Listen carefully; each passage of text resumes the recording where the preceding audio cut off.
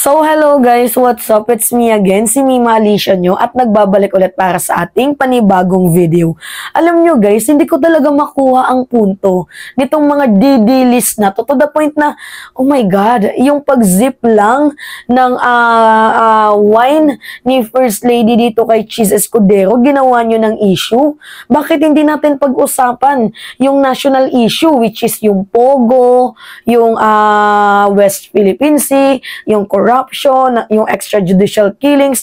Bakit nakafocus kayo sa character assassination sa isang tao? Alam niyo guys, napapansin ko as day goes by, kada araw na lang, merong improvement ang mga Pilipinong tanga. Ang ginagawa po nila guys, hindi ko nga din makuha yung punto.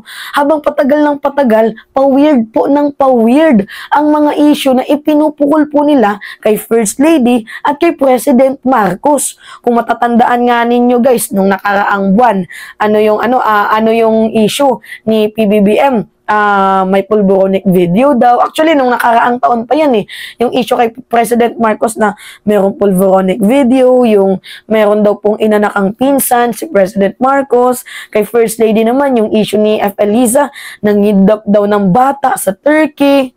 Yan guys, yung yung ipinupukol nilang issue, tapos yung sex scandal, and so on, madami pa. Pero dito lang talaga ako nawindang na, oh my God, hindi ko alam kung na-educate ba yung mga fellow Filipino natin sa tradisyon and culture ng ibang bansa. Kasi guys, yung nangyaring celebration po doon sa Independence Day sa Vendinure, kung saan nagse-celebrate po ang mga ambassador, ang mga big person sa usapin ng politika. Kung mapapansin nyo, adaptation po yun guys ng nation culture. Which is nga, kung titingnan nyo guys, doon sa European norms, it is very natural. Usual po guys yung yung kunyari magzizip ka sa glass of wine ng nakita mong tao, kasi yun po guys para maging yun po yung symbolic ng spirit ng occasion. Doon po na yung gesture po na ganun is sign of respect, sociability, and hospitality. Hindi ko lang talaga magets na bakit nagiging issue yung ganun. Medyo napaghahalataan yung mga DD list na parang walang alam sa nation culture. So I think this is the right time na din siguro. Alam ko naman na pinag-aaralan din sa eskwelahan yung tradisyon at kultura ng ibang bansa. Pero dapat masyadong bigyan din to ng pansin, no? Kasi parang parang nagiging mangmang ang mga Pinoy, hindi alam yung tradisyon ng ibang bansa. Try to watch the movies sa mga European countries, kung paano yung pag-greetings nila, yung pag-welcome nila, yung posture and gesture nila kapag meron po silang sineselebrate na occasion. Hindi ko lang talaga magets bakit ginagawa nilang punto yun. Na in the first place, hindi naman po national issue yun, diba? Tama ba ako mga minamahal? Hindi po dapat natin binibigyang pansin yung mga ganyang klaseng issue dahil in the first place, nakakatulong ba yan para sa improvement ng ating bayan? O after nyong i-bash na itong si First Lady ay kumakabetla o kay Cheese Escudero, after nyong i-chismis yan, kumita kayo for the views, nag-improve ba ang ating bayan? Nagkaroon ba kayo ng character development? Wala. So ako guys, nandito ko para i-educate ang iba nating mga viewers na wag sanang bigyan ng meaning yun. Actually, hindi ko to papatulan Pero nagsalita naman si Senator Cheese Escudero. Okay, sige, natin to. Bigyan natin ng analyzation and comment, and para din ma-educate yung iba nating viewers na ganito po yung totoo dyan. Diba? Kasi hindi nila basta meron lang talaga silang maibatikos, meron lang talaga silang mapuna. Yun na yun. Diba? Kaysa pag-usapan yung mga national issue, dinamay pa nila. Itong si Heart Evangelista. Yung asawa mo, kinakalampag ni First Lady. Tingnan nyo, parang walang mga boundaries yung mga DDS vlogger na kahit hindi DDS guys, yung basher lang ni F. Eliza, parang wala sila sa sarili nilang pag-iisip. Alam nyo yung mga pumatol sa ganitong issue, pinagmumukha nyo lang tanga yung mga sarili ninyo. Yes, exactly guys. Pumapatol kayo sa chismis, pumapatol kayo sa mga 30 seconds na video na hindi nyo naman alam kung ano yung nangyari. Basta meron lang kayong may issue. Ganun na ba yung mundo ngayon? Mga may issue? Anyway, ito guys yung video. Ipapanood ko muna sa inyo. Tingnan nyo. Panoodin natin twice. Tingnan nyo Wait lang. Nasaan na ba yung video?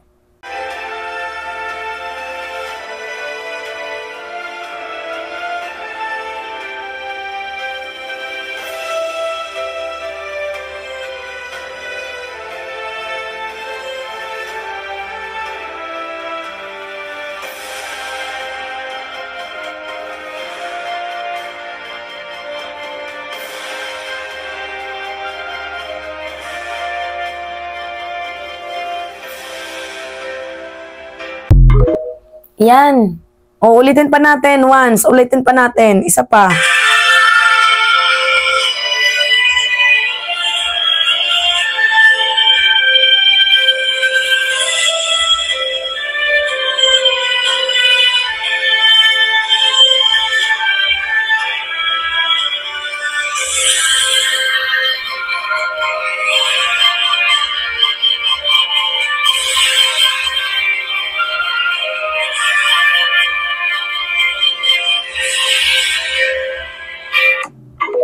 Alam nyo, yung naging gesture ni First Lady, hindi ko sa dinidefend or defensive ako kay First Lady.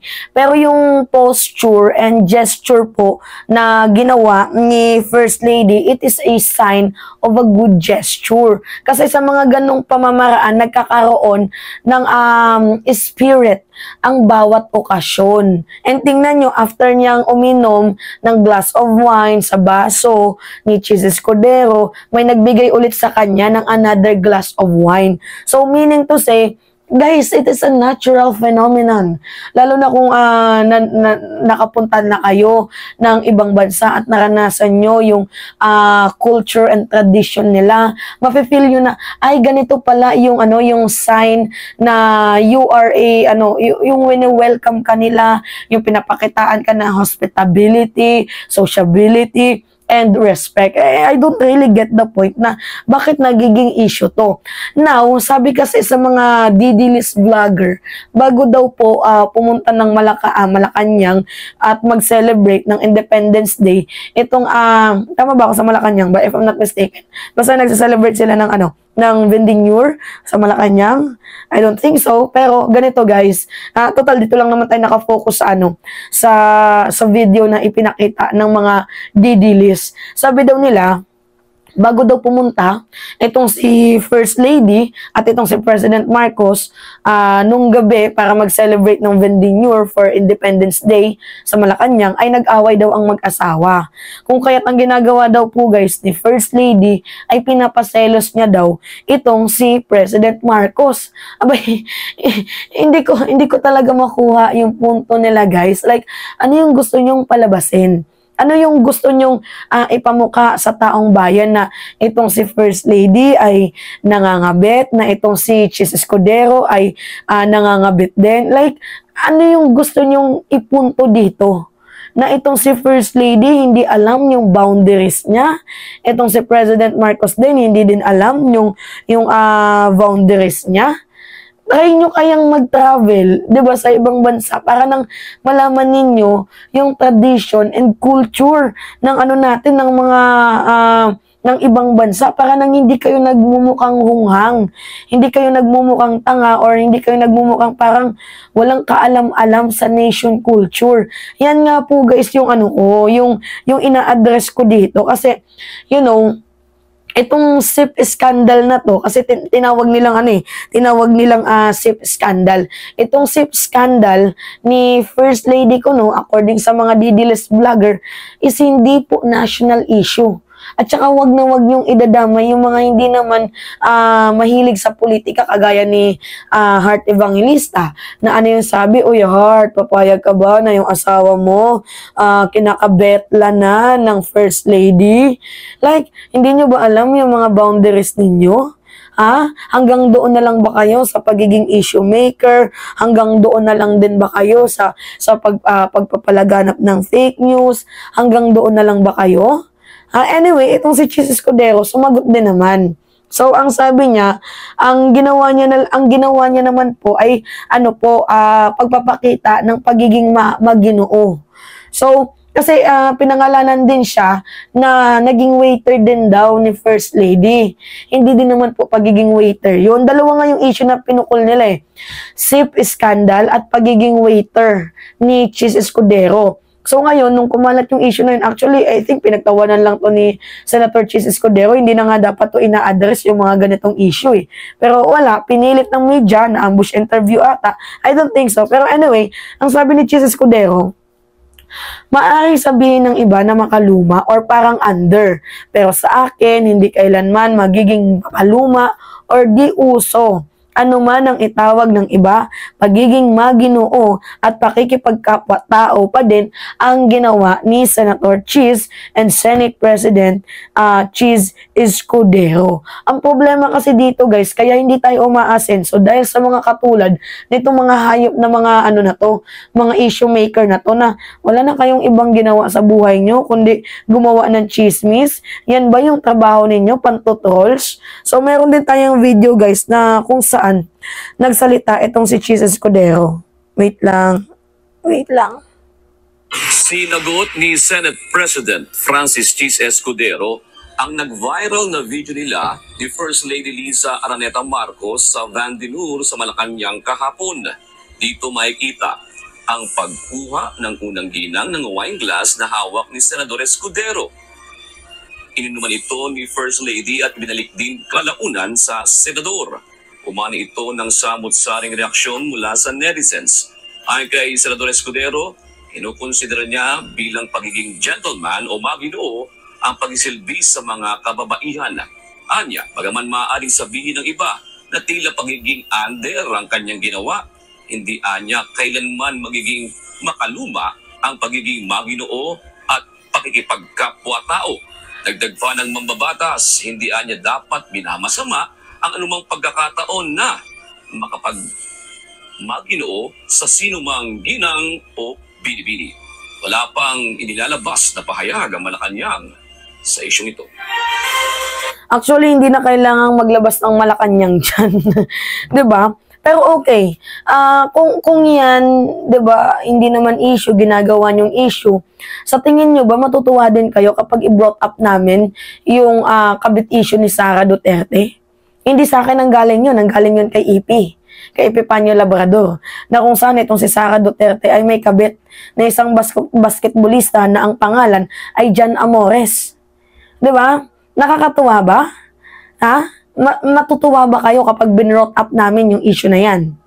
Diba hindi din kayo matutuwa? So basically, kung ayaw nyong gawin sa inyo, wag nyo din gawin sa kapwa nyo.